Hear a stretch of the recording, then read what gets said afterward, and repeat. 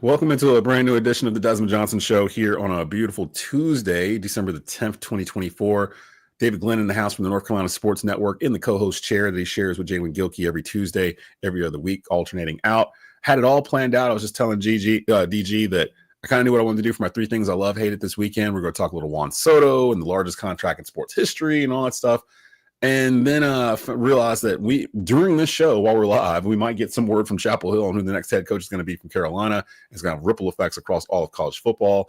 And it's all surrounding Mr. 8-time Super Bowl champion Bill Belechick. So we're gonna dissect this and see if this is a good idea or not for the Tar Heels to let a 72-year-old or 73-year-old head coach go for the more favorable younger 72-year-old coach Bill Belechick. Plus, from the Panthers Radio Network, Jim Szoke will stop by about halfway through the show, give us a state of the team with the Carolina Panthers, Bryce Young, Dave Canales, all that good stuff. So we got you locked and loaded for a great Tuesday. Sit down with your lunch, open it up. Show with us is the Desmond Johnson Show. Live with Desmond Johnson, son, the live is one. Represent NC to the fullest. Yeah, welcome to the Carolinas. Everywhere you go, the sky of Carolina blue, the finest. Live action, feedback, the city need that. I've been number one, no cap. Here's the recap. Adrenaline is my addiction. I'm about to relapse. Step on the turf if you won't and get your weed whack. I'm going harder than a martyr on the starter end. It's the heart of man, that's a rap like a cardigan. I'm breaking records, it's fourth and inches, I count the seconds. The over-under's my roar of thunder, my secret weapon. Yeah, the game is to be told. I don't break, I break modes. Follow me on Tobacco Road.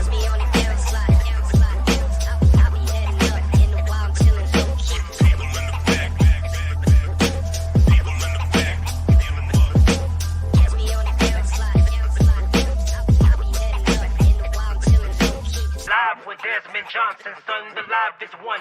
Represent NC to the fullest. And again, it's a loaded Tuesday afternoon edition of the Desmond Johnson Show, Tuesday, December the 10th, 2024. David Glenn in the house from the North Carolina Sports Network. You can go and subscribe to their YouTube channel, who I think I just saw you guys cross 28,000 subscribers, if I'm not mistaken. Yeah, we're closing in on 30,000 now. We're at maybe 29.5 as we speak, I think. That's crazy. That is incredible. In 1 year, basically. Yeah. So thank you for that. And that rarely happens. So that is an incredible feat. Shout out to them and all the sports content creators that I've come across in North Carolina since we started Tobacco Road that have basically taken local sports reporting and we've kind of taken it back from a lot of the larger corporations that have bought media entities and things in the area. So you can still get your local content fix. Again, I had it all written out what I wanted to talk about, things I saw over the weekend. The college football playoff bracket came out. Juan Soto signs for $4 billion or whatever ends up being that he signed with the Mets. And I saw it all came down to like something to do with sweets or something. That's why he chose the Mets over the Yankees, which I'll never figure out. But I want to start with this Bill Belichick to North Carolina. At first I was like, oh, okay, he's just doing that to, see if he can get some interest in the NFL or something like that. And then I spoke to my good friend Chris Lee last night from WRAL, and we were talking, and our conversation kind of led over to this. And he was the first to tell me, I didn't realize this, but Bill Belichick's father, Steve, was an assistant coach at North Carolina from 1953 to 1955. What do you know about this relationship or connection that wasn't there before, that I wasn't aware of, between the Belichick family and the University of North Carolina, DG? Well, there's a few layers to it. Number one is the dad connection. It's a famous family, right? Number two is that Bill Belichick, at 72 years old, as you mentioned, is pitching the idea of bringing his young son, Steve, who's an up-and-coming defensive coordinator for the Washington Huskies in the Big Ten right now. So that would assuage some of the concerns about hiring a 72-year-old coach. If you can tell recruits, hey, we're not sure how long Bill's going to be here, but whenever that transition happens, whether in 3 years or 7 years, there's a succession plan in place and you'll still be playing for a Belichick, if it comes to that. But there's a famous photo in Lee Pace's book about Carolina football that shows like a toddler or a little older Bill Belichick in the seats at Kenan Stadium. There's also a deep friendship. An assistant lacrosse coach at Duke has known Belichick for decades, and they're good buddies. And Belichick has visited the UNC campus and spent time with the lacrosse team, et cetera. And one more layer, there are members of the UNC Board of Trustees who have a relationship with Belichick. And that's why part of the angst among many Carolina fans right now is that it's not just the traditional way of doing a coaching search, which is your athletic director leading the way, right? Bubba Cunningham, overwhelmingly the point person in any coaching search. It feels like there's multiple heads to the monster in how this coaching search is going at Carolina. I personally don't believe that's a good thing. Those board of trustees people need to be on the same page as the athletic director of the university. We'll see if they're headed in two separate directions. But what a lot of people rolled their eyes at, the Bill Belichick headline, it's definitely serious conversations. Whether it happens or not, we still don't know. But Bill Belichick thoroughly impressed the people he interviewed with, and he has that longer-term plan for the Tar Heels, even if he were only the head coach, for a relatively short period that reflects his age, soon to be 73. Yeah, it almost sounds like, at first I had to get talked into it because I told Chris, I was like, this is like Coach K becoming the next coach of the Charlotte Hornets. You know what I mean? Like, it just for me personally, I've never been a Bill Belichick fan. But I respect him. I respect his coaching career. I mean, it's hard not to. He's the probably the greatest coach in pro football history. It sounded like, and Chris talked me off the ledge with this last night, where he's basically explaining, especially in today's college football landscape, where you're going to basically start having like salary cap czars or GMs, or basically where they're going to be kind of like what Duke has with Duke basketball with I forgot the latest name, the GM that basically kind of is the connect between the school and like corporate entities or whatnot for NIL. Stanford just hired Andrew Luck as a GM yes. of Stanford football. And that was just last week. This so it kind of relatively new concept. Yes. Yeah. So it kind of, for me, I was like, okay, well, you want to build a pro football style program. Who better than to try to build one from the ground up than Bill Belichick, who was in the GM role in the NFL as a head coach. Now there's an argument to be made how well of a GM he was with the New England Patriots, but I could kind of see that scenario where you were describing, where Bill's there the first year or two, he's the head coach, his son Steve's the defensive coordinator and head coach in waiting, kind of similar to what you had back in the day at Florida State with Bobby Bowden and Jimbo Fisher, like on staff, like kind of being the coach in waiting. I could kind of see that scenario happening, which would help with recruiting, would help with recruits that are already signed. One of the telltale things I've noticed, you've started to see a couple now. I think the starting center went to the portal yesterday, but I think we only had like two main guys that have gone into the portal with no head coach currently, which kind of tells me a lot of them are kind of just waiting to see who the next coach is going to be before they decide to go into the portal, which is huge, because if there wasn't some sort of either trust or a love of Carolina, I think a lot of these guys are already left after the Mac Brown announcement happened before the state game. I think they would have already said, I'm going to go ahead and get into the portal. The fact that they're still there, in particular, Bryce Baker, who I know very well here in the Kernersville area, quarterback for East Forsyth, 4-star quarterback who's pretty much going to early enroll, I believe, at the end of December at Carolina. He has not made any kind of say in terms of he's staying or going or whatnot. And I'm sure there's plenty of SEC and Big Ten schools probably calling the Baker house right now, like, hey, what do you think about this? How much would it take for this? That kind of thing. And the fact that he's still committed to them, he's been committed to Carolina for 2 years. So this will be huge. Do you think that here's the elephant in the room, though? Bill Belichick is used to dealing with grown men, like 30-year-old men. Yeah. This is going to be 17, 18, 19, 20-year-old kids for the most part. Do you think that Belichick's coaching method, his style, like just what he is, because a lot of it is perception from the outside. We just see like, we're on to Cincinnati, like that kind of guy. But then there's times where you've seen him, in Hard Knocks or things like that, like off of like the field, where he seems like a pretty funny guy, actually. Yeah. Like he's a pretty cool guy. Do you think his coaching style, his technique in terms of building a franchise can work on the college level? And do you think it can work in the ACC at Carolina in particular? This sounds like a punchline, Des, but I remind people that 72-year-old Bill Belichick, and this is not a joke, has a young, beautiful girlfriend in her 20s. He does. As we speak.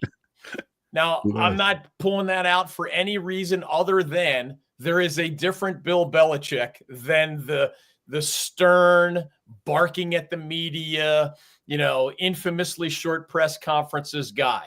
Would there be a fascinating question how Bill Belichick would treat us in the media?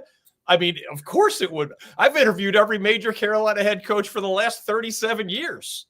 And would he automatically do the rotation the way every one of his predecessors has? I don't know. What would he be like at ACC Media Day? We don't know. But would he have built-in respect from most recruits and their families? Yes. Would he have built-in respect from high school coaches who advise their players? Yes. Would anyone, and a majority of ACC football signees, dream of playing in the NFL?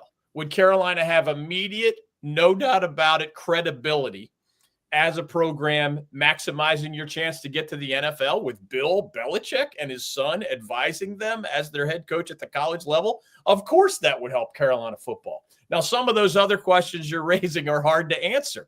We don't know what he would be like on recruiting visits. We don't know what he would be like with the media. We don't know what he would be like as a fundraiser, right? That wasn't part of his job with the New England Patriots.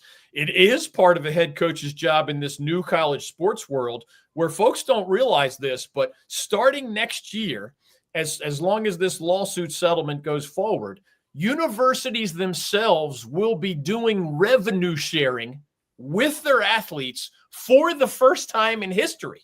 So it's already going to be a semi-pro model.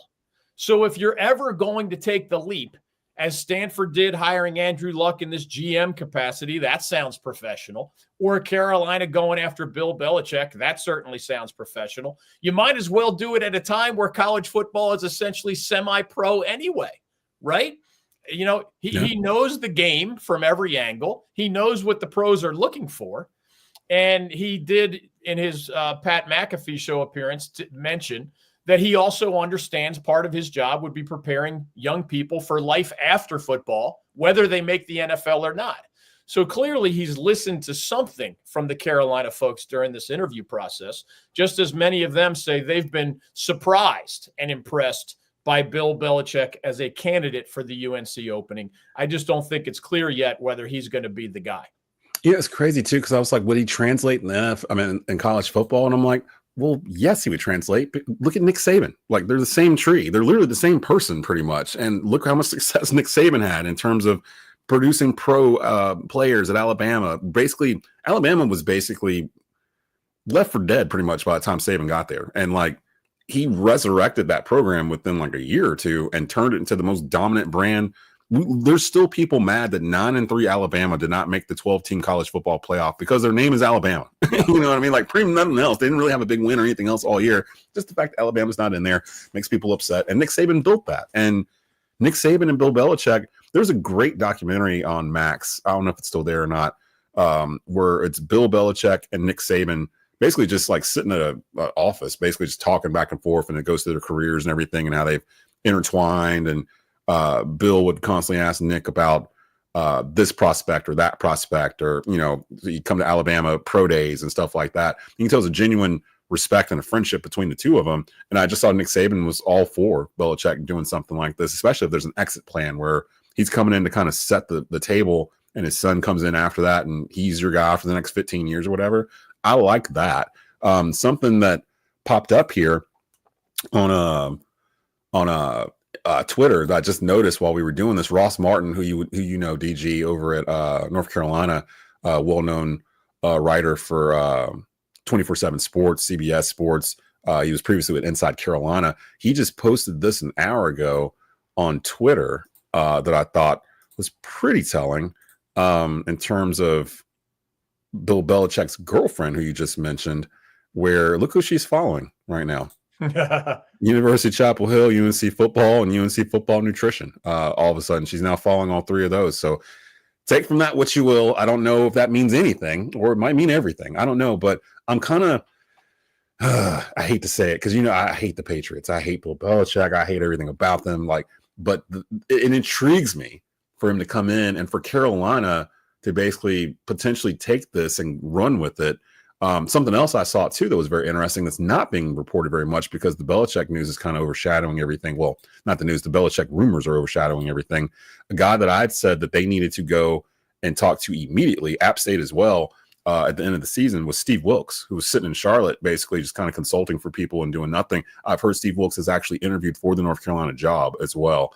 On the other hand, Belichick apparently had a 5-hour meeting with Carolina, and according to some reports, handed them basically a 400-page Bible of what he would do with the program, basically stripped it down. This is what you do with nutrition, all these other things. And he's basically on record saying that more pros would come out of the Carolina football program. If we build it like this, it'll be built like a pro football program. It'll just be a college program built the same way I would have built the Patriots or whatever else. That intrigues me. That intrigues me a lot in terms of if with the Carolina Board of Trustees, because this isn't really, I don't think this is a Bubba Cunningham decision, right? It doesn't feel like it's a Bubba decision. It's really more of a Board of the Trustees decision. Or can you clarify that? Because it feels like Bubba's not the one that's been hiring the past couple of coaches. It's Bubba's decision. It's Bubba's decision. Bubba reports to the chancellor of the university. He does not report to the Board of Trustees. So Lee Roberts is going to have to be in Bubba Cunningham's camp because, of course, the Board of Trustees indirectly can make Bubba Cunningham's life miserable. But in terms of just this decision itself, Bubba Cunningham does not report to even the there's a handful of very self-important people on the Board of Trustees who have wildly and recklessly and unfairly criticized Bubba Cunningham at times. They have been way out of their element and have been just insultingly ignorant toward athletics matters in the past. And unfortunately for Carolina, some of those are in the middle of this conversation. But it is Bubba Cunningham's decision in conjunction with his boss, who is the chancellor of the university, who, remember, hasn't been the full-time chancellor for all that very long. So it's a delicate time in Carolina football history. I do remind people that one of the consistently most competitive times in modern Carolina football history was under Butch Davis. Yes. Who also, of course, he had a college background, unlike Belichick, but he also came from the Cleveland Browns. Mm-hmm. So that NFL background, and he certainly made Carolina a place to be in the eyes of prominent recruits. And whereas they didn't get to 10 wins on the field, they were a consistently strong program that were sending players to the NFL. Yeah. Now, they had an agent scandal, et cetera. But guess what? Starting in 2025, all those rules are different than they used to be. You can do all that now. Like all that stuff's fair. Everything's fair. So we'll see. I mean, the coach at Army is still in play for the Tar Heels. We'll see if Steve Wilkes is still in play for the Tar Heels. Some other guys have dropped out of the picture. But Carolina's got to find the next right guy, even if it is only for 3 to 5 years. And I think Bill Belichick is being taken seriously right now as a candidate for the Tar Heels. We're going to switch it up here and get over into some Carolina Panthers talk. Our next guest has been with the Panthers Radio Network since its inception. Panthers Radio Network personality Jim Szoke in the house. And Jim, I'm assuming that you and your crew have had a much better month the past 4 weeks than the 4 weeks prior when it comes to covering these Carolina Panthers. I know they've been losing these games, but at least going to work has been more interesting than it was like the previous month. Give us your initial thoughts on, let's just start off with the elephant in the room, Bryce Young, who's earned the moniker Bama Bryce over the past couple of weeks in terms of his play. What have you seen actually broadcasting these games to make you feel as if maybe Bryce Young may be the future in Carolina as opposed to a potential issue that they have to take care of roster-wise down the road, which is where we were 6-7 weeks ago? Yeah, no, he's been solid. I think he's been really, what they hoped he would become. I think in year 2, we're seeing that out of Bryce Young right now. He's a guy that I think is only going to get better as he gets more game reps. But you just see his confidence building. You see the game has slowed down for him. You see him moving on to second play, as we call it sometimes, where the first play isn't there, and he's not panicking to get out of the pocket like he was early this year, last year as well. They did have one clock management issue this past week with the play clock, but I think the clock management's been a lot better for him. And it's just his command of all that's gotten a lot better. So, yeah, to your point, it'd be a lot nicer to go into this offseason, as it appears, with not having to worry about who's the next coach, who's the next quarterback, and you can move on to other things on the roster. DJ? Jim, it's great to see you. My quick question for you is, after some seasons of chaos at the head coaching position for the Carolina Panthers, what are the most important things you have seen from Dave Canales so far? I think, he's coming with a plan, and he's a first-time head coach. but I think he's come in with a plan of how they expect the standard to be of how they play, especially in his case on the offensive side. And they've kind of stuck to that. And as they get deeper into the season, DG, I think you're seeing now, some of this is coming into where they're understanding, what's expected. You got some veteran guys that are helpful with that, but I think people are starting to understand, what this offense is. And it's a little more complicated, and that's why it takes maybe to November, December for it to really hit. But I think it really began with the offensive line when they invested in that offensive line. Now you can run the plays. It's one thing to diagram plays and have a plan, but if the offensive line play isn't there like it wasn't last year, those things blow up in 2 to 3 seconds. So I think that's been the key, is that they can actually implement the plan of each play and each series the way they want to. Join us from the Panthers Radio Network is Jim Szoke. You can follow him on X at Jim Szoke. Jim, outside of Bryce Young, over the past 4 weeks, who's the one player that stood out to you the most from Carolina, whether offensive, defensive side of the ball, in terms of just market improvement, in terms of where they may have been at the beginning of the year to where they are now, and is actually affecting the fortunes of the Panthers? Yeah, no, things have come and gone as far as, a guy who was, a big surprise, and the needle is moving up when he comes back, is Jalen Coker, undrafted rookie wide receiver. He was quickly becoming a favorite of Bryce Young. Hopefully we get him back this week. He's been out the past couple of weeks. As far as why the team is playing better, Adam Thielen coming back at wide receiver. I mean, there's over 100 yards every game. He's making big catches. He's making difficult catches.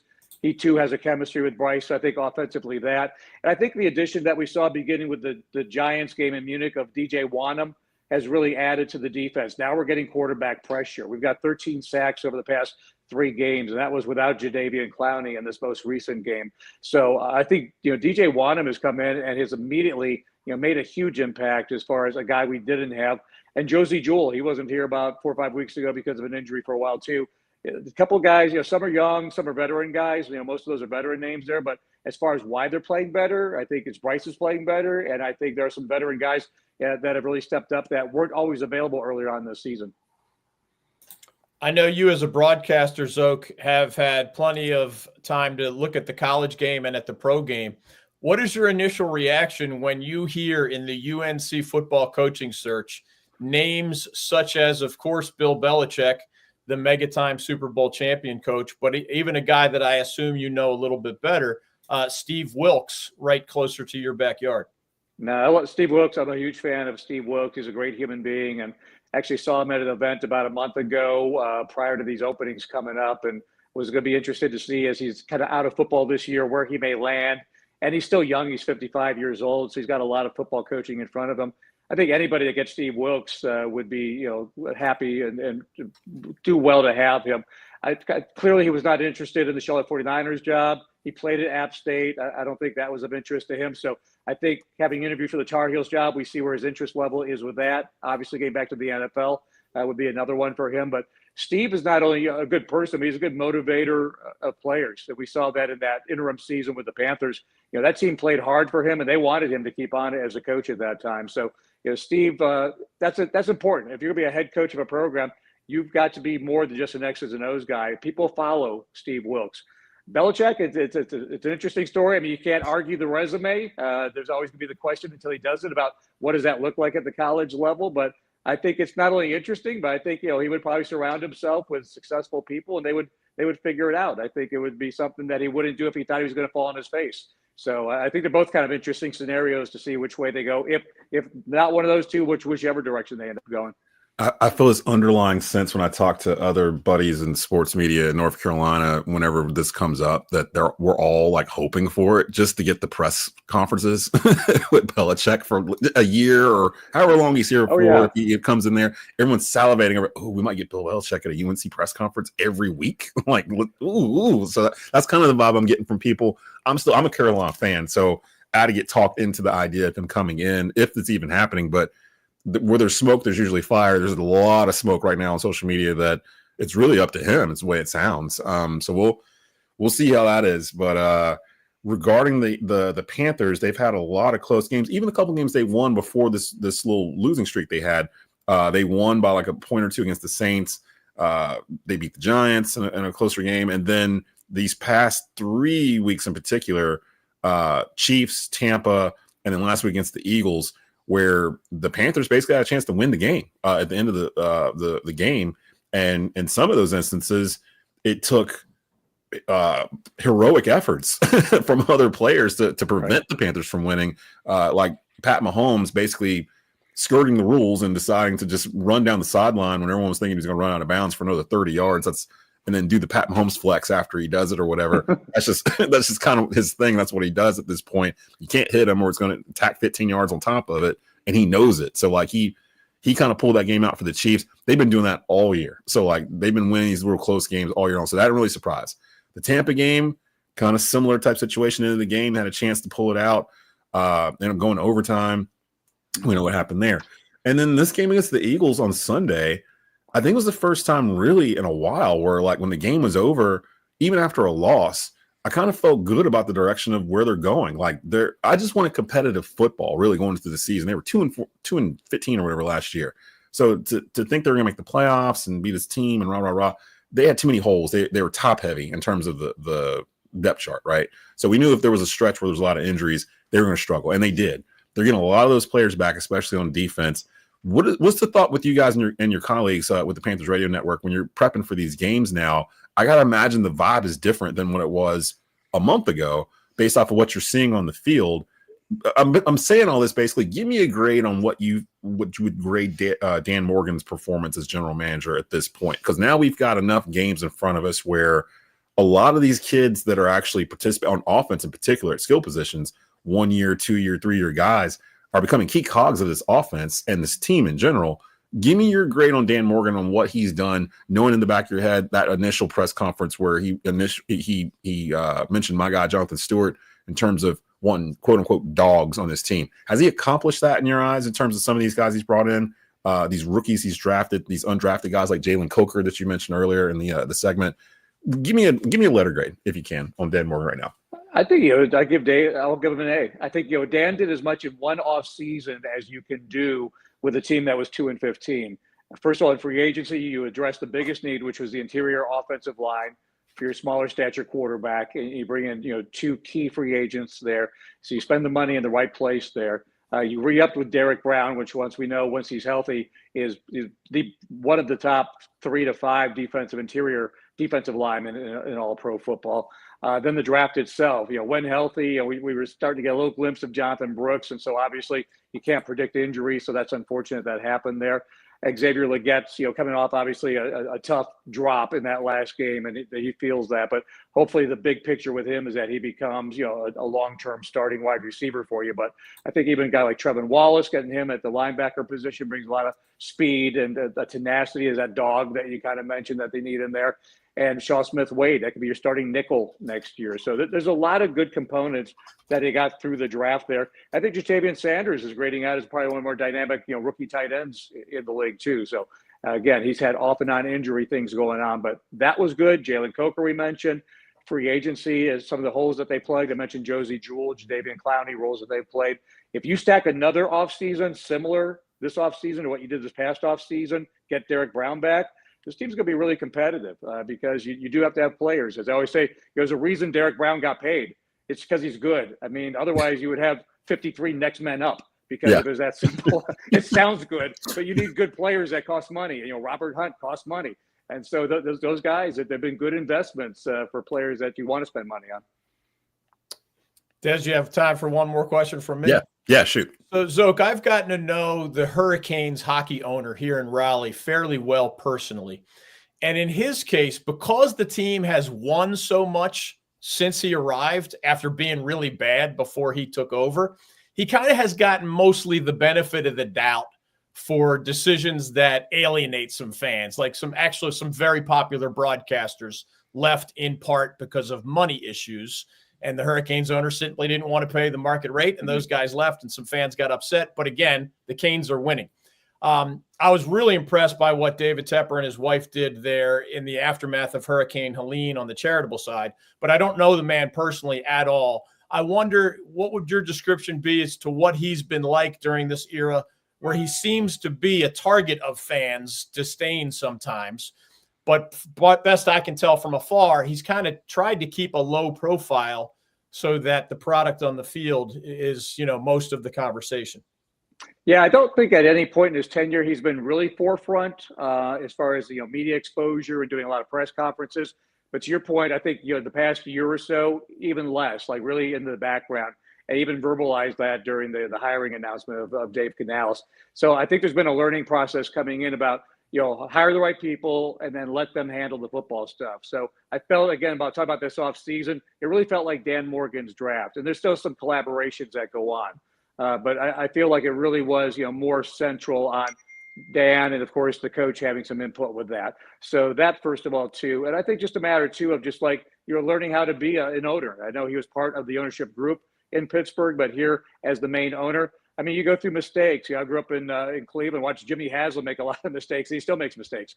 But when things are going good, no one talks about the owner when it's bad. So when you do Deshaun Watson stuff, then it comes back around. But last year when they were in the playoffs with Joe Flacco, nobody was talking about Jimmy Haslam. So, yeah, the winning will cure all of that. So that'll cover up all the other stuff of comments and things that are slights or whatever. And there have been some missteps, no doubt about it, on and off the field here. But I think there's been a learning process that's gone on. And I think him kind of taking a less visible role, while you said doing some of the benevolent things they do in the community, I think it's been good. And the product's getting better on the field, so that makes everybody happier.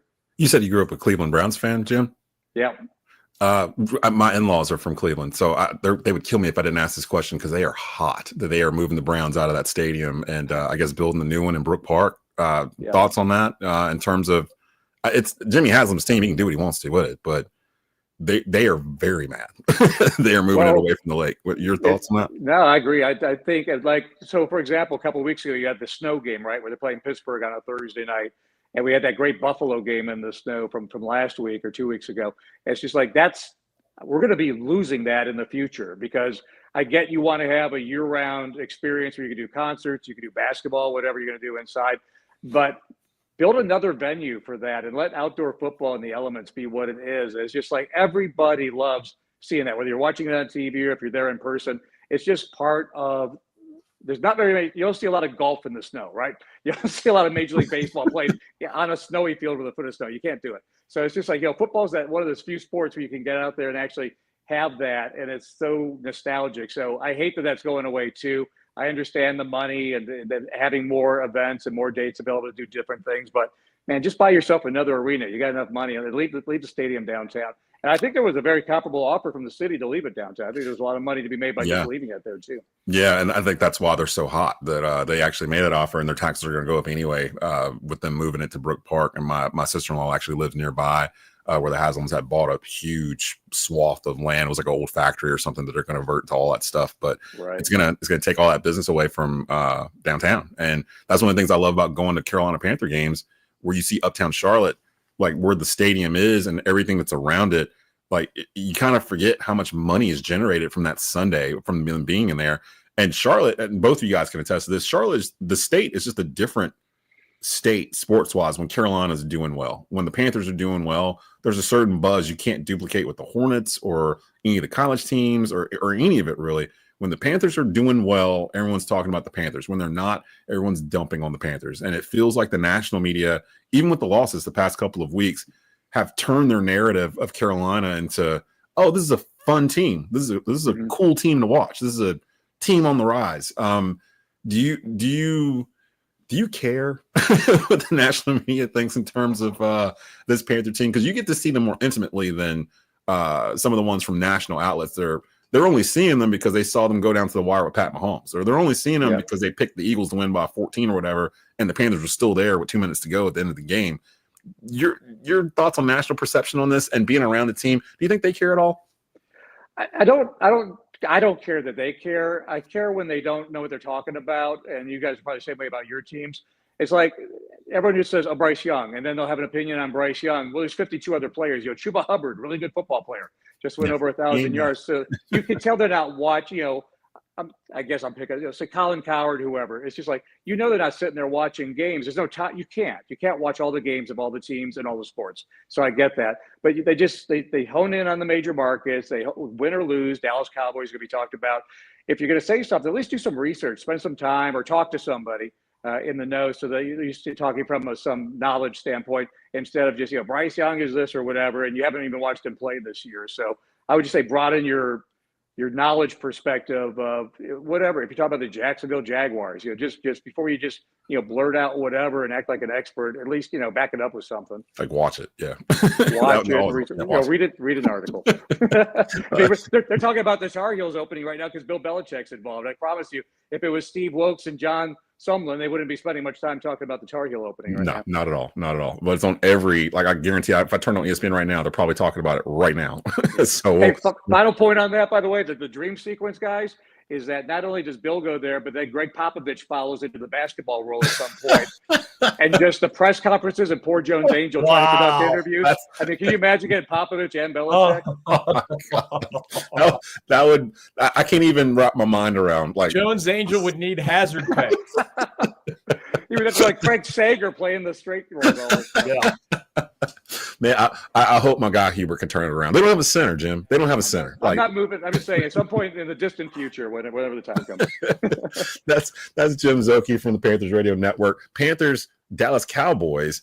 In a game that last I checked, the Panthers are actually favored in. I can't remember. You know the last time the Panthers were favored in a game, DJ? I do, because everyone's talking about it. It's been 2 years. It's been 2 years since wow. they were favored. 2 years. Okay, so we've only won 5 games in 2 years, so it makes sense. So Panthers actually favored in this contest. It's a home game. It's a 1:00 kickoff. Definitely check out the Panthers Radio Network. They do excellent pregame show leading into that. Here in the Triad, I believe, is on Rock 92. You can hear that here on terrestrial radio here. Of course, it'll be on Fox on television. Again, a 1:00 kickoff. It's on Fox. Panthers, Cowboys this upcoming Sunday. Tomorrow, Mark Pruitt will join me. The only team left in the high school football playoffs from this area is the Grimsley Whirlies. They're taking on the Weddington Warriors, the defending 4A state champions. We'll have a preview of that. And some surprises tomorrow as well. So we'll get into all that and more tomorrow. So definitely come back around on your lunch. Lunch break is over. Everybody get back to work. I know DG's busy. I know Jim's definitely busy. We'll see you guys tomorrow on another edition of the Desmond Johnson Show.